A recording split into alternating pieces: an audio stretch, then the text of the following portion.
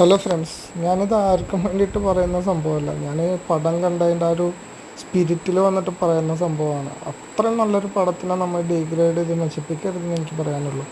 അത്രയും മലയാള സിനിമയിൽ ഇത്രയും പ്രൗഡ് ആയിട്ടുള്ളൊരു ഫിലിമാണ്. അത്രയും കിടു മേക്കിങ്, ഹോളിവുഡ് സ്റ്റൈൽ മേക്കിങ്, അതിൻ്റെ എല്ലാം ലൊക്കേഷനും അഞ്ചെട്ട് കൺട്രീസിൽ ഫാസ്റ്റ് ആൻഡ് ഫ്യൂരിയസിലൊക്കെ കാണിക്കുന്ന പോലെ പല പല കൺട്രീസിൽ ഷൂട്ടിംഗ് ലൊക്കേഷൻസ്, കിടു ലൊക്കേഷൻസ്, എത്ര സ്റ്റൈൽ പടത്തിനെ നമ്മൾ ഡീഗ്രേഡ് ചെയ്ത് ഈ മമ്മൂട്ടി ഫാൻസും മറ്റുള്ള ഫാൻസും ബാക്കി എല്ലാവരും കൂടിയിട്ട് പടത്തിനെ നശിപ്പിക്കുന്ന BJP ഈ പാർട്ടി പൊളിറ്റിക്കൽ ഇതൊന്നും ഇതിന് നശിപ്പിക്കേണ്ട കാര്യമില്ല എന്നാണ് എൻ്റെ ഒരു അഭിപ്രായം. കാരണം അത്രമാത്രം ഇതിലാരും ഡീഗ്രേഡ് ചെയ്തിട്ടൊന്നുമില്ല. ആൾക്കാർക്ക് മനസ്സിലാവുക പോലും ഇല്ല ഇതെന്താ സംഭവം.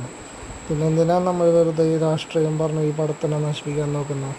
അത്രയും നല്ലൊരു പടമായിട്ട് നമ്മൾ ഇതിനെ സിനിമയായിട്ട് കണ്ടാൽ മതി. അതിനകത്ത് അവർ രാഷ്ട്രീയ പാർട്ടി അതൊന്നും ഇതിനകത്ത് ആഡ് ചെയ്യാൻ നോക്കണ്ട. പിന്നെ അശ്വന്ത് കോക്കിൻ്റെ അടുത്ത് പറയാനുള്ളതും മേജർ രവിയുടെ അടുത്ത് പറയാനുള്ളതും ഈ പടത്തിന് കട്ട് ചെയ്യേണ്ട ഒരു കാര്യമില്ല. അശ്വന്ത് കോക്ക് പറഞ്ഞിട്ടുള്ളത് കേട്ടിട്ട് പോവാതിരുന്നു കഴിഞ്ഞാൽ നഷ്ടം നിങ്ങൾക്ക് മാത്രമാണ്.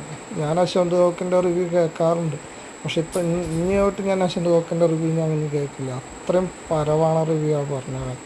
ഈ പടത്തിന് എന്താണ് കുഴപ്പം? ഏതാണ് അതിലൊരു നെഗറ്റീവ്?